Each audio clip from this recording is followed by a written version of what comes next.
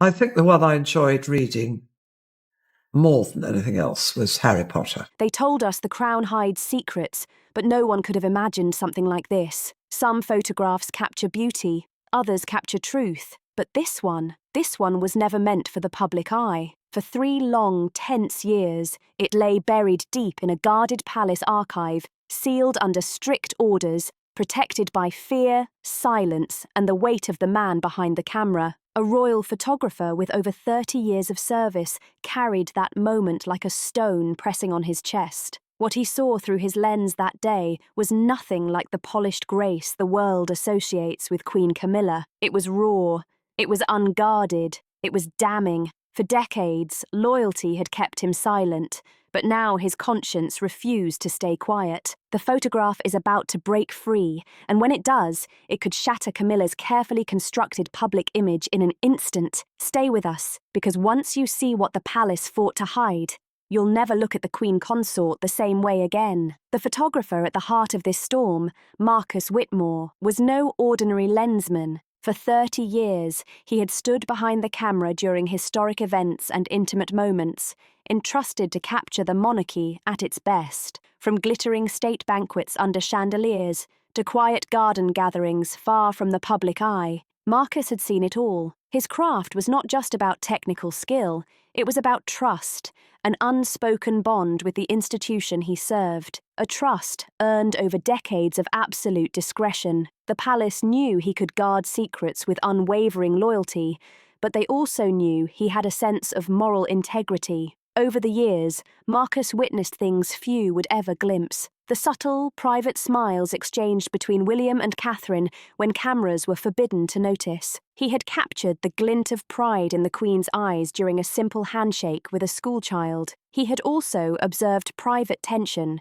conflicts behind closed doors that never made headlines, disagreements that melted into polite unity before the public ever glimpsed them. His career had been a careful balancing act between loyalty to the crown and an artist's search for authenticity. But one day, that balance would be tested in a way Marcus could never have anticipated. It happened during what should have been a routine assignment, the official portrait session for Queen Camilla as the newly crowned consort. The room gleamed under professional lighting, assistants moved with quiet precision, and Marcus worked with his usual calm focus. Then, in a fleeting pause between poses, the atmosphere shifted. Catherine briefly entered the room, offering a polite nod before stepping toward the exit. What Marcus saw next froze him in place. Camilla, believing herself unobserved, mimicked Catherine's recent health struggles with exaggerated movements and a mocking expression. The assistant stifled uneasy smiles, unsure whether to intervene or look away. The cruelty of the gesture was so sharp,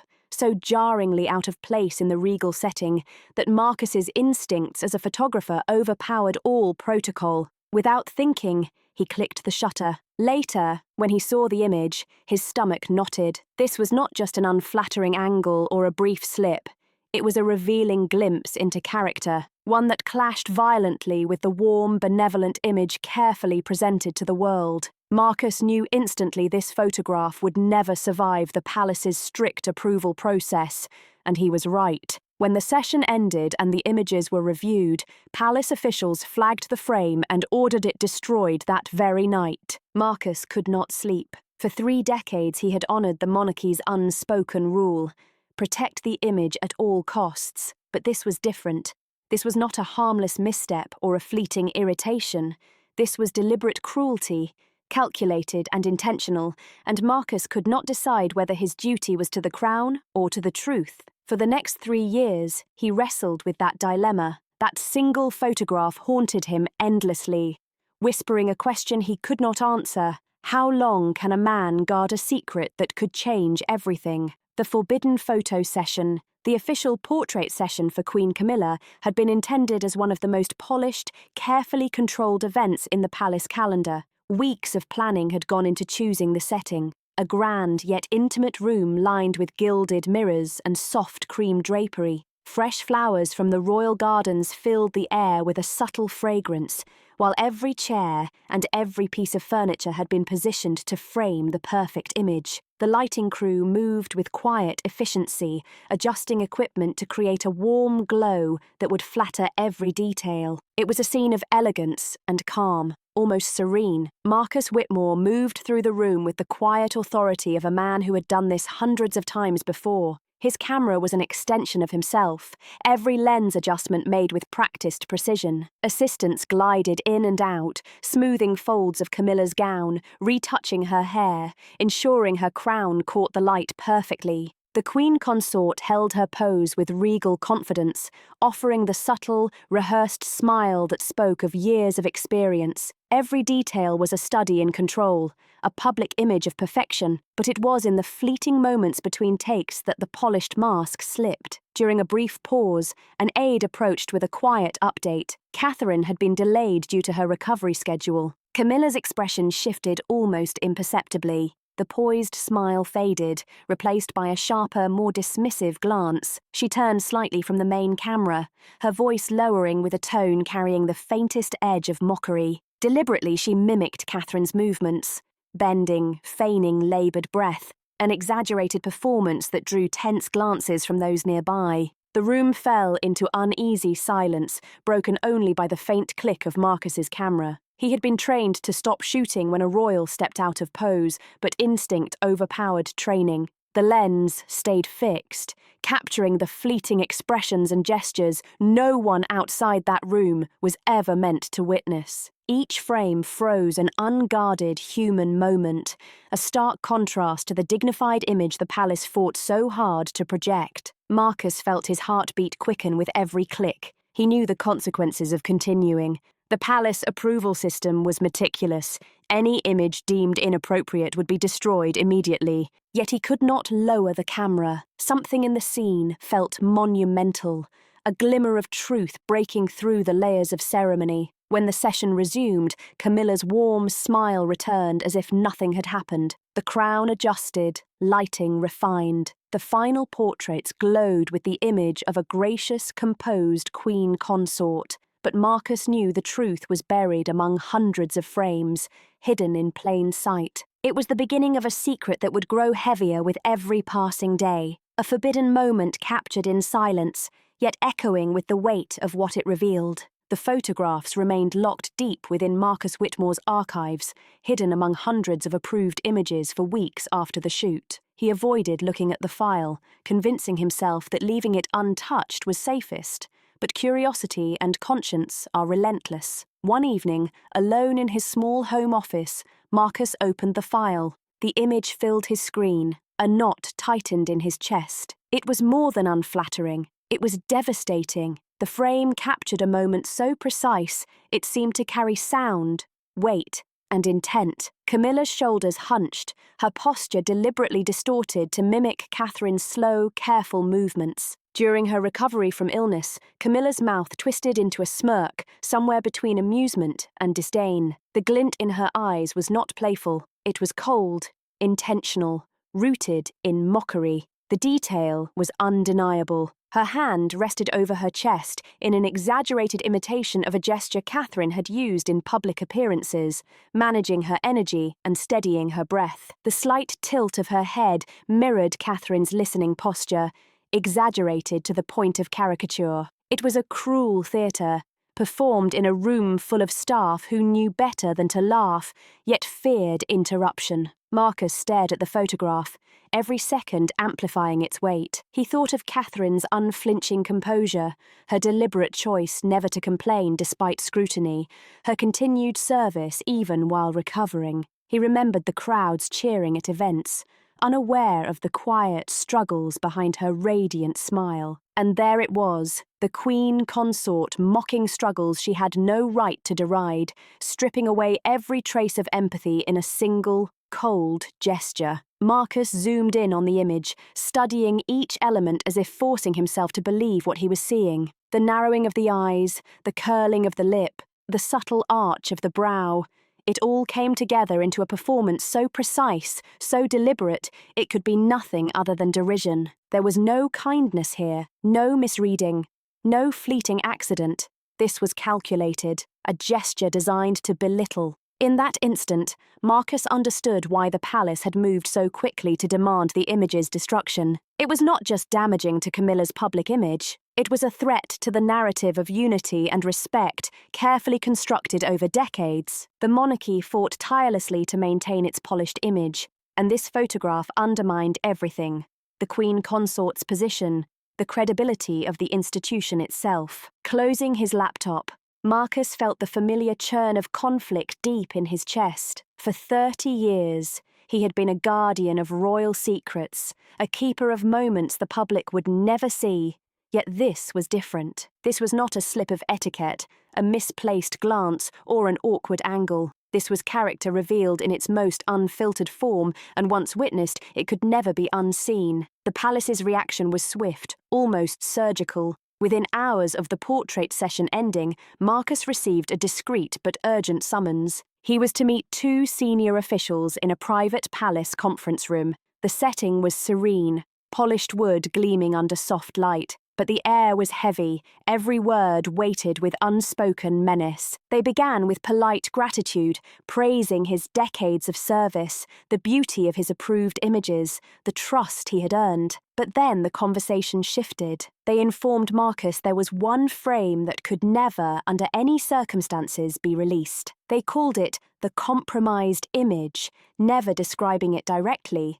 Yet every word made it clear they knew exactly what had been captured. They warned that the image could inflict irreversible reputational damage, not only to Camilla, but to the monarchy itself. Marcus was instructed to delete it immediately. When he hesitated, their tone shifted. Legal clauses from contracts he had signed over decades were cited. Intellectual property belonged to the crown, and violating terms carried severe penalties. Then came the incentives, subtle and persuasive. An increase in his annual retainer, promises of exclusive assignments, even the whisper of a royal honour if he complied without delay. But Marcus could not shake the image from his mind. He had witnessed unguarded moments before, moments that might have caused minor embarrassment. But this was different. This was not a slip of protocol or a human mistake. This was a revelation of character, one that no press release or PR campaign could ever repair. In the following days, the pressure intensified. A legal letter arrived at his home, heavy with formal language and stern warnings about retaining sensitive material. An anonymous call came late one night, a smooth voice insisting this was merely a reminder of discretion. The implication was clear. They knew where his family lived. The unspoken threat lingered, gnawing at him long after the line went dead. Marcus made a decision. He would not destroy the photograph, even if it meant risking everything. He created encrypted backups, meticulously stored on hidden drives in places only he would remember. One copy went into a safety deposit box under a friend's name. Another was uploaded to a secure cloud service with no obvious link to him. Every step was deliberate, careful. He was handling something both priceless and dangerous. The palace believed the image was gone, erased from existence. The approved portraits were released, flooding the media with images of grace, poise, and dignity. Yet Marcus knew the truth remained alive, preserved in silence, waiting for the day it could no longer be contained. And in that knowledge, he realized the real power had shifted. It was no longer in the palace's hands, it was in his. For 3 long years, Marcus carried the weight of a truth that could forever alter the public's perception of the monarchy. Every time he saw Camilla's image in print or on television, a quiet storm raged inside him. To the public, she was elegance, compassion, a steady support for the king. Yet Marcus alone held proof of a side never revealed, a side marked by mockery, derision, and cruelty. The photograph haunted him relentlessly, never far from his thoughts, whether he was on assignment or at home. Even at family dinners, he replayed the moment in his mind, distracted, restless. His wife noticed his mood shift whenever the Queen Consort appeared on screen. His teenage son once asked why he always changed the channel during royal coverage. Marcus would only offer a faint smile and reply that he had seen enough of that world for one lifetime. The palace ensured his silence would not be left to chance. Months later, his wife received a letter with no return address. Inside was a photograph of their home and a typed reminder of the importance of protecting the royal image. Another time, his daughter returned home from school shaken, saying a man in a suit had asked if she was the photographer's child. Marcus's blood ran cold, though he tried to reassure her. These incidents were subtle, calculated, and intimidating enough to maintain fear while leaving no clear evidence. They were a stark warning. Breaking his silence could have consequences beyond his own career. For a time, the fear worked. He convinced himself that speaking out would do more harm than good, that perhaps the world would not believe him, and maybe it was better to let the matter fade. But the weight grew heavier with each passing year. Marcus began to see the photograph not just as an image, but as a symbol of everything false about the carefully curated narrative surrounding the Queen Consort. The turning point came at a royal engagement. He had been assigned to photograph Catherine at a hospital charity, observing her speak gently with recovering patients. The genuine compassion in her eyes made the contrast unbearable. Camilla's private cruelty juxtaposed with Catherine's sincerity was a sharp, undeniable truth. Marcus realized his silence was no longer loyalty.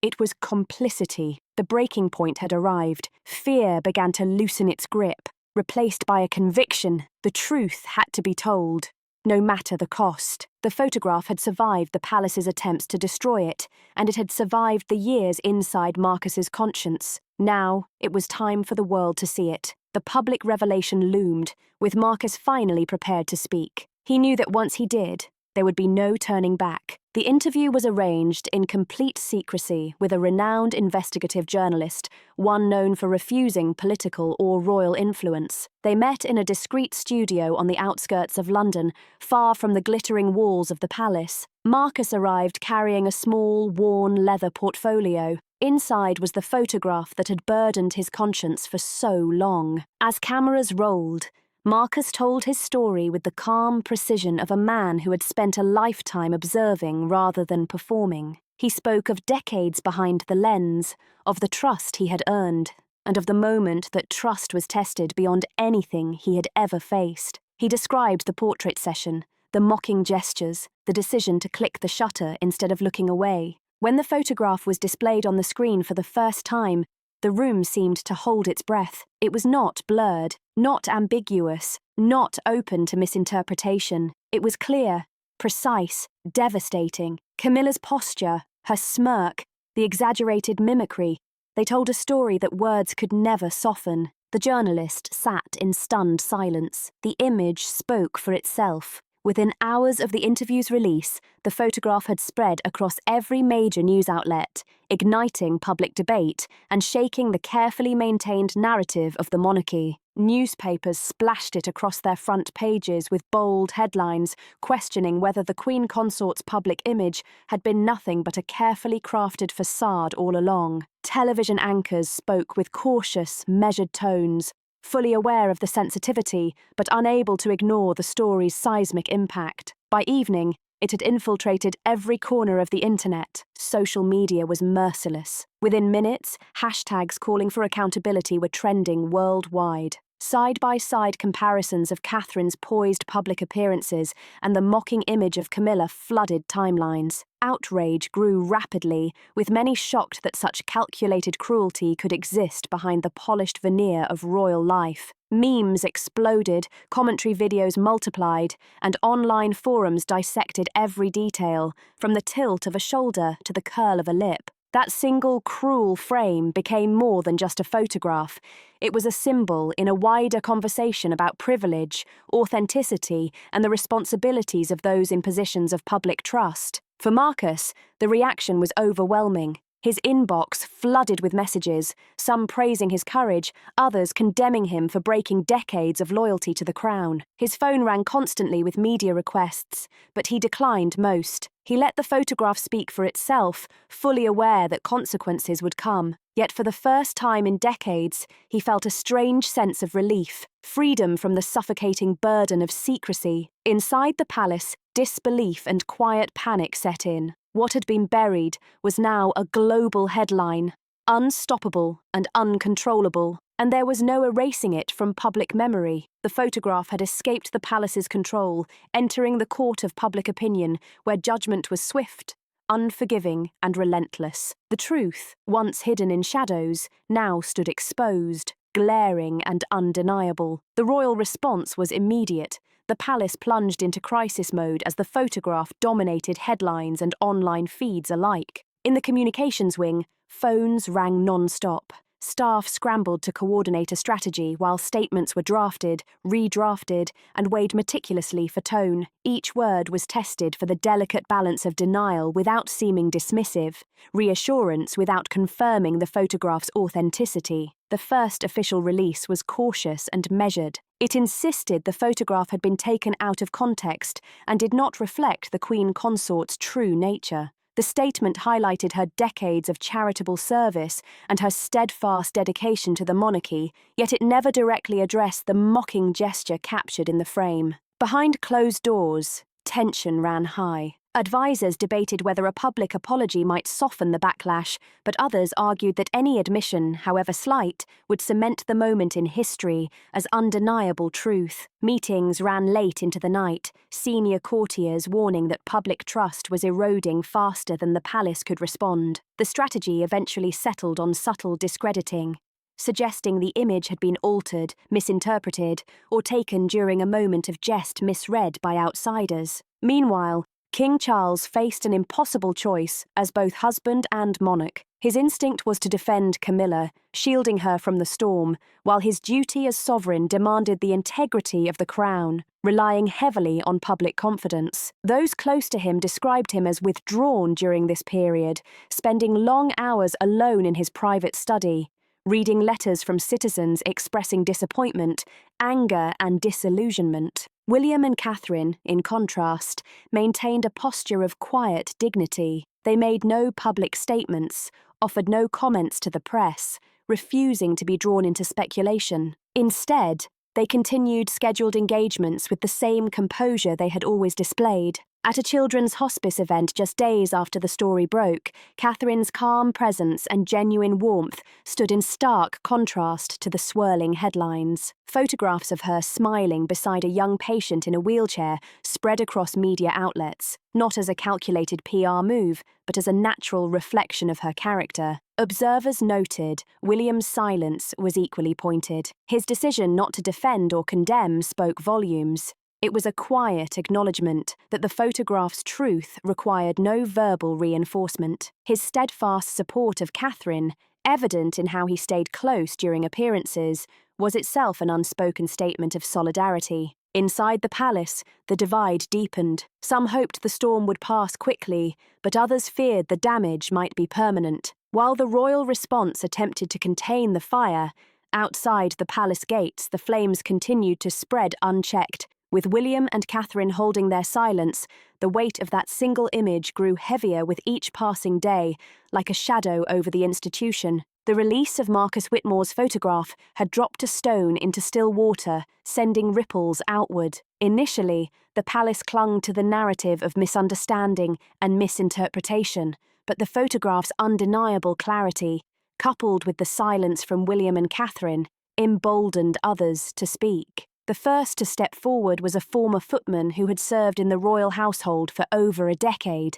He contacted the same journalist who had interviewed Marcus, offering his own account of private moments in which the Queen Consort's behaviour sharply contradicted her public persona. Soon, more voices emerged. A retired press aide recounted private jokes made at Catherine's expense that had been met with laughter behind closed doors. A former events coordinator described managing seating arrangements carefully to avoid awkward encounters between the two women. Each testimony chipped away at the polished persona Camilla had cultivated for years, adding weight and credibility to Marcus's claims. Then came a second wave of evidence. Photographs and short video clips began surfacing, discreetly captured at official and private events. One image showed Camilla rolling her eyes during a speech by Catherine at a charity gala. Another, a grainy clip taken by a staff member's phone, caught her muttering something under her breath as Catherine passed by, prompting an uncomfortable chuckle from those nearby. Though none carried the same explosive impact as Marcus's photograph alone, Together, these images formed a mosaic too consistent to ignore. The public, already skeptical after the initial revelation, now saw a troubling pattern of behaviour. Newspapers ran headlines suggesting deeper rifts within the royal family, while talk shows debated the Queen Consort's future in public duties. Some commentators openly questioned whether she could continue serving effectively under the microscope. Social media became a hive of amateur investigation, with thousands of users compiling timelines, comparing images, and connecting the dots. Inside the palace, the atmosphere shifted from defensive to fractured.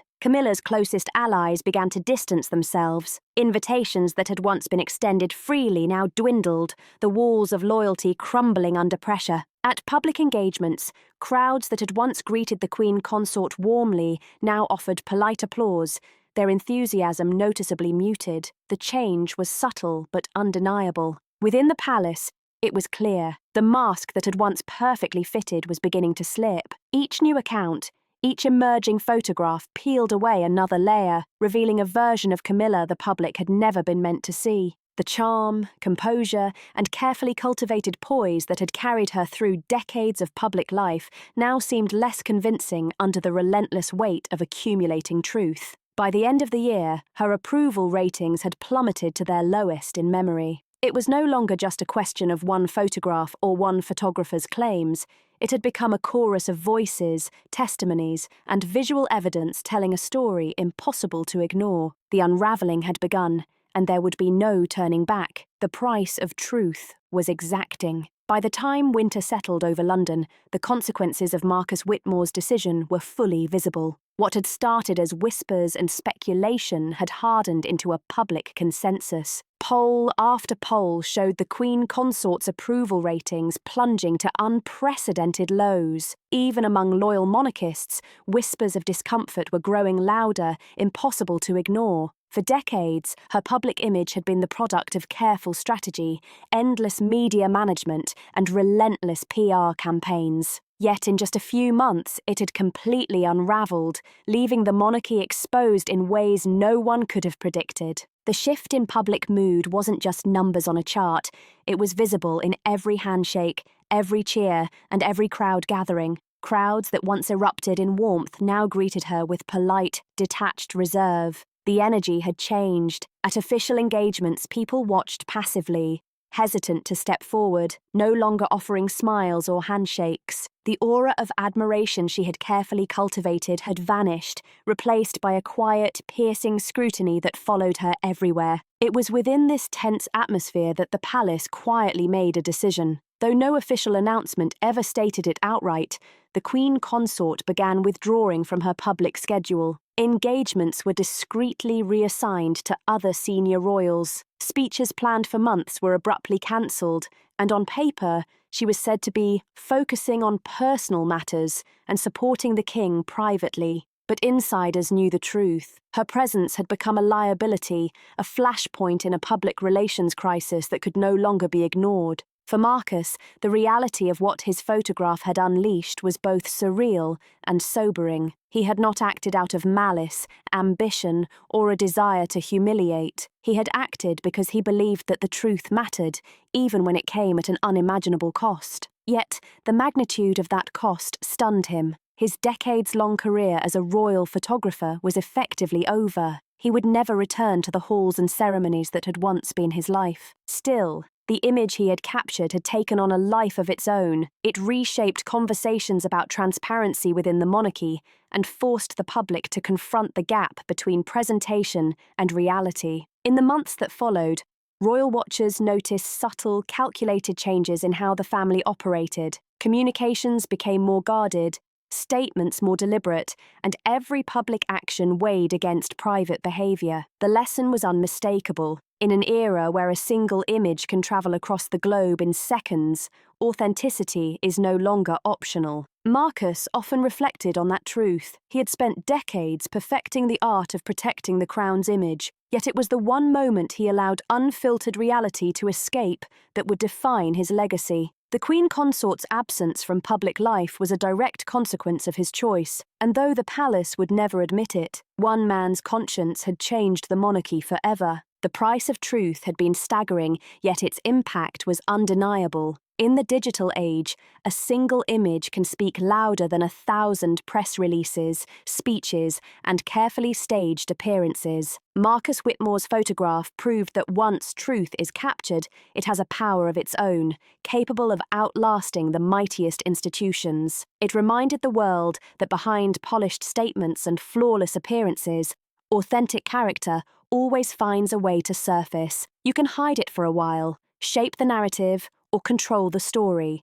but the lens sees everything, and reality eventually finds its way into view. This moment in royal history was never just about one act of cruelty or a single photograph. It ignited a spark, a call for transparency, accountability, and a demand that even the most established traditions adapt to a watchful, discerning public. For the monarchy, the lesson is clear. Public trust is earned not through ceremony alone, but through consistency between private actions and public words. For the rest of us, it's a stark reminder that integrity matters most when no one is watching, because someone always is. Marcus's photograph will be remembered not just for its shock value, but for its proof that one person's courage can ripple through centuries of tradition. If you want more stories that pull back the curtain on power, privilege, and the truths that change history, make sure to like, subscribe, share, and comment below. The next revelation might be closer than you think,